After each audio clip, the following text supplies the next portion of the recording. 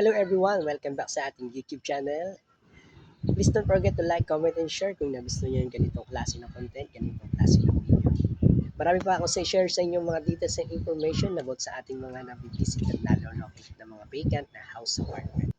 Sa ngayon, ito lang po muna ang share ko sa inyo.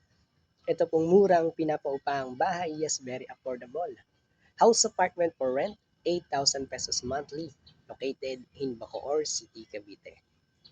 Townhouse po yan, up and down na bahay, very spacious. May 2 bedrooms and 1 bathroom.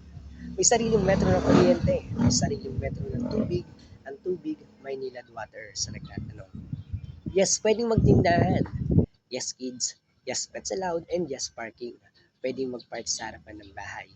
Yes, inside subdivision, good community, and flood-free location.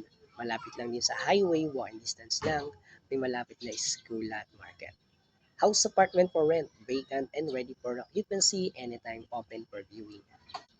Hello everyone, kamusta kayong lahat? Para sa mga naghahanap ng house and apartment, para sa inyo po itong video.